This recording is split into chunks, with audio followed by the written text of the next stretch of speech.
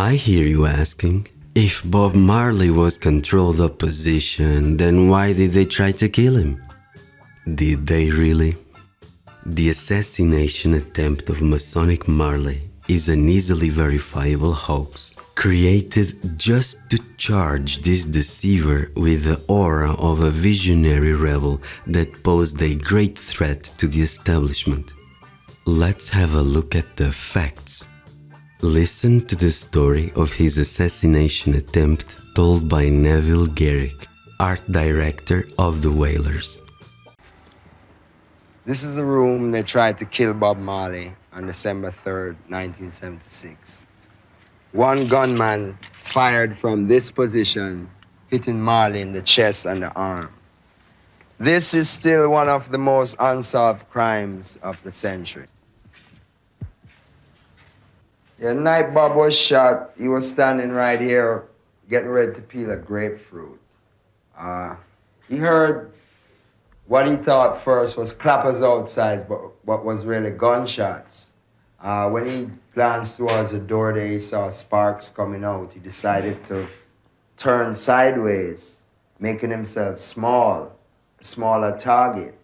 One shot grazed his sternum bone here and ended up in his arm right here as he kind of, made himself small. Other shots penetrated the cabinet here and ended up in the walls there.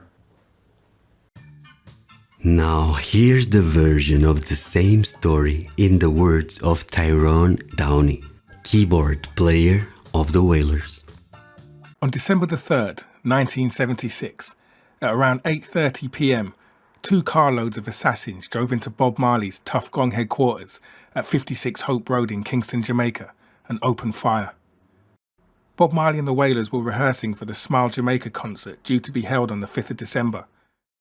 According to Tyrone Downey, the Wailers keyboardist at the time, they were rehearsing the song I Shot the Sheriff when the gunmen began shooting in the area the band were rehearsing. Bob had actually stepped out at the time while the horn players worked out their parts. The gunmen went around the building shooting wildly, leaving dozens of bullet holes in the walls. Downey said at one point he saw just a hand reach around the door of the room they were sheltering in and start firing shots blindly. Bob was shot twice. One bullet grazed across his chest while the other lodged in his arm just above his elbow. And finally, here's the story told by Masonic Marley himself. What happened when you were shot? You were in your home. Yeah. Was it in the morning or at night or what happened? Well, it was about, that's about 9 o'clock in the night. Yeah. I went home about 3 o'clock in the morning and get some sleep. And then I was in a lot of gunshot, That was a dream. I was in a barrage, a gunshot, and what happened was that the vision said, don't run. It's like, all of this gunshot is like something that the vision said, don't run, stand up. So when the gunshot started firing on Hope Road, the first thing come back to my mind was the vision. And all I could remember is that the vision said, don't run. And so me have to stand up, And, them fire until it was tired of fire, and then two is not really a lawful gun battle. Man start to run and it ease up, And where were you hit? Eh? Where were you hit? Me? Yes, sir. Yeah. Went right through? Or just skinned No, it? them said lodge inside there. Yeah? Yeah. You never saw the gunman? Well, at that time, no. But you know who did it? You ever know them? Were they caught? No, but I don't call the police. It's just, one thing. If you can't already tell by now, the whole thing is completely fake. It never happened, and his body language makes it all so clear. Every story is completely different. Different location, different context, different arm getting shot. Notice that Neville Garrick said that Masonic Marley was shot on the right arm. One shot grazed his sternum bone here and ended up in his arm right here as he kind of, made himself small. But Marley himself said that he was shot on the left arm instead. Where were you hit? Eh? Where were you hit? Me? Yes, sir.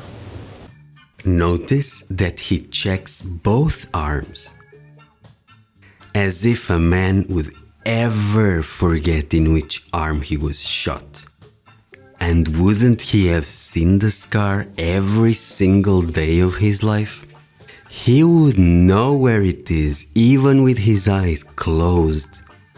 Furthermore, since he checked the left and allegedly correct arm first, wouldn't he have immediately seen the scar if it actually existed? So why did he check the other arm?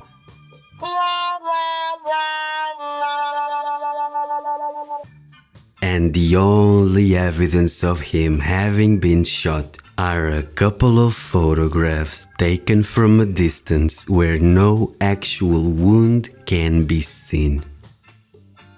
Also, what a coincidence that for this totally not staged photoshoot, Masonic Marley was wearing light-colored clothes that convey the most dramatic look possible. His clothes were also very similar to the only known photograph of him doing the Masonic hidden hand sign. Probably just a coincidence. Do you see it yet? Do you see it yet? What's best is that just 2 days after the fake assassination attempt, Masonic Marley performs an energetic hour-and-a-half long concert, allegedly with the bullet still lodged in his left arm. And yet you can see him using that arm throughout the entire concert like nothing ever happened. Yeah, right. At the very end of that show, he fleetingly unbuttons his shirt, unrolls up his left sleeve to reveal a bandage, and immediately rushes to the backstage. You can tell it's real because it looks so fake. And what about one of his last interviews, recorded shortly before his alleged death? It's so organic. Bob, keep talking to the people. They might never hear your voice again. Keep talking to them for a little while until you're cool, man. Well, you see, the people have a voice inside of them that talk to them, That is a voice that these people must listen to. Because in everything you're going to do, there's a wrong way and a right way.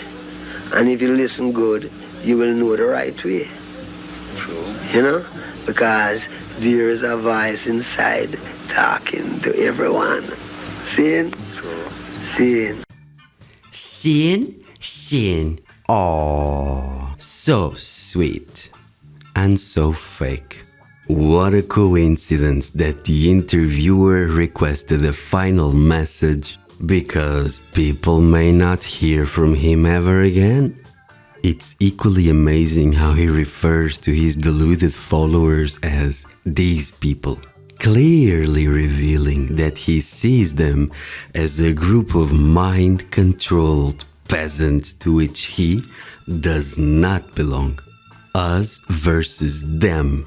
Us, the cabal, versus these people. I will play now just the start of this same clip once more so that you can notice how Masonic Marley even freezes for a few seconds while focusing to read the script located to his left. It's hilarious. He even points to the script in the very moment that he leans forward to start talking. Bob, keep talking to the people. They might never hear your voice again. Keep talking to them for a little while until you're cool, man. Well, you see, the people have a voice inside of them that talk to them, That is a voice that these people must listen to. Because in everything you're going to do, there's a wrong way and a right way. And if you listen good, you will know the right way. And what was his wise advice for these people? Well, they must follow the voice in their heads. Because if you are running 24/7 the herbal technology that the cabal engineered to trap you and turn you into a vessel for all the entity attachments that come with such parasitic addiction, you can most definitely follow the voice in your head. Totally. So, what impact did Masonic Marley actually have in the world?